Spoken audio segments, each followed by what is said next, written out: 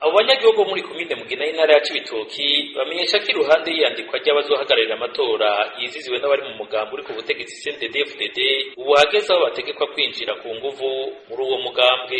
Igwi ihagararira z'abajejwe mu biro de vote twaravuze ko hashizwemo umugambi umwe, hariho iminyuro iriko irahaba hirya no hino aho abantu bariko baterwa ubwoba bakabategeka kuja mu mugambi uri ku butegetsi n'imiryango yabo yose ikinjira mbere kugira ku rugero rwaho babwira ko bari babujije iterambere ari bagize nte bakababwira ngo ikiraya kimwe ngo ntikibaboza ngo umufuko mbere ngo amatora ngashaka kuzoba ngo bafunzwe. Abo banyagihugu bo muri komine Mugina bavuga ko kandi ayo matora ari inkinamico kubera ibimenyetso vy'ubusuma biriko biribonekeza aho batanizeye ibizoyavamwo.